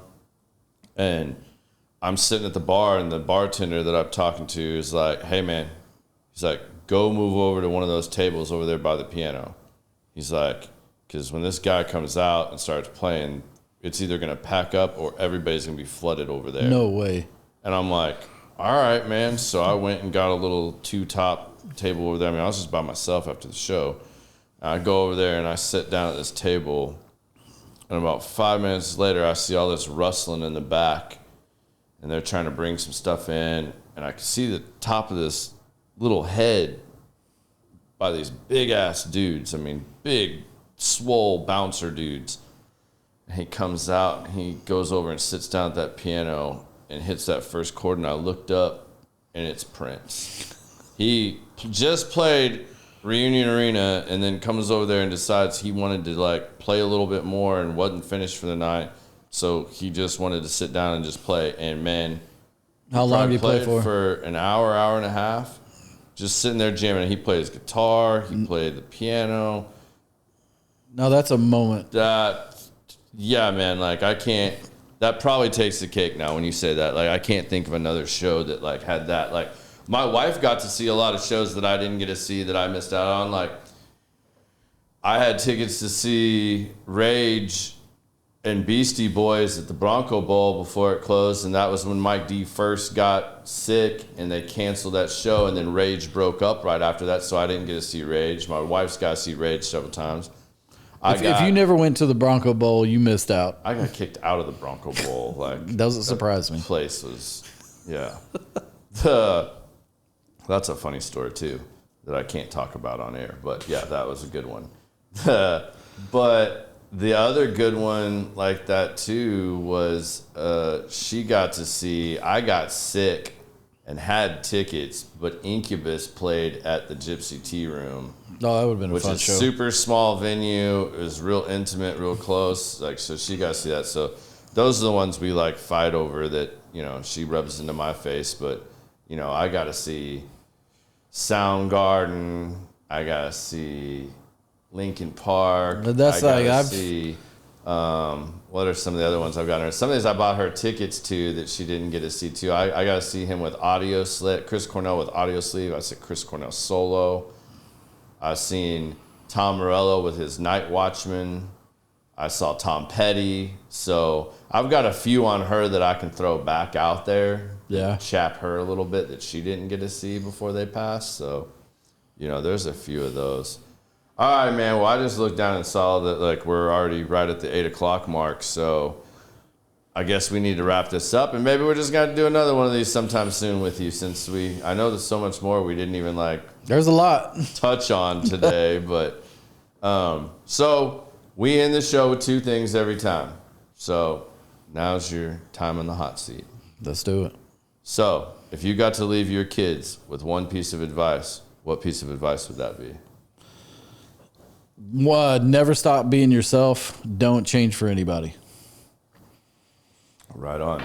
Now, the fun one, and I'm kind of scared to see where you're going to go with this. Oh, no. Show's called Common Sense. So you get to share your common sense with the audience. And this could be anything you want to talk about that maybe it was something I didn't ask you that you wanted to talk about. Maybe it's something on your mind. Maybe it's something that we talked about that you were going to say something else about. Maybe it's just your 2 cents. It literally can be whatever. That's a good question. I don't know if this is just old man syndrome going on, but if you're going to have kids or have little kids, make sure and start those manners and behavior early. I know here in the South, my wife's from San Diego, and it shocks her every time I say it, but yes, ma'am, yes, sir goes a long way here in Texas. Manners is a big one, and just how to act in public. And we talked about me being a school teacher just a little bit, but the blatant disrespect teenagers now, maybe it was there when we were growing up, but it just seems that the disrespect kids have for adults now is getting out of control. It's because kids had kids. Yeah. So they didn't know right, and then they had little ones, and then that's when the generational downslide. By the time they get to high school, it's almost too late. Bruh. Yeah, because they were given everything. They didn't have to earn anything. They were taught that just participating was enough, and that, you know. Oh, I know. I've been guilty on occasion. We're out at a restaurant or something, and my kids were little. Here's the phone so they don't scream. But that was few and far between. Yeah. I know some people that will keep their kids at home and won't socialize them because they act like heathens out in public. Well, it's a little thing called parenting. Yeah. So it's only going to get worse. So, I mean, start them at an early age, start them, right and wrong, and those manners go a long way. I'm going to add to that, too. If your little snot-nosed Petri dish kid is sick, keep their asses home, too. Or if they're having a party or something like that, let the people know that your kid ain't feeling real well so that they don't spread them little germs to everybody else. And I work in a Petri dish of a profession. Cool. And the kids will have 101 fever. You're going to school. You're not going to come home unless they call me. So, just saying, manners and behavior will go a long way in this world. And Sarah, I did not forget that one. Rage didn't actually play at Voodoo, so yeah. Sarah, thanks for participating in the show. I don't think they ever played Voodoo. I'll have to look that up, or you can Google it and let me know if I was right or wrong when I get home, I'm sure. Well, man, I want to thank you for coming on the show. I had a lot of fun sitting down with you. I'm glad we finally got to do it. Yeah, absolutely. For a while. Thanks for having me. Hope you guys enjoyed this. We're going to be back regular times now, 6 to 8, ICC on Thursdays. For the most part, I think we have like one Wednesday coming up at the end of March. Because Biz is going to be out of town and I got to work a trade show. So hey, the weather is going to be nice this weekend. Come see me for all your cigar needs. I'll be here till 5 o'clock Saturday and Sunday. So I will probably be up here Saturday morning, and if I'm not up here Saturday morning, I'll for sure be up here for a little bit after golf on Sunday. And I'm Josh. My name's not Ted. So just throw all that out. Ask for Josh. Tell him you want him to really explain and break down cigar pairings for you. Test his knowledge. See what he can get you guys. But we'll be back again next week. You guys stay safe out there. Thanks for joining us. Peace. Thank you.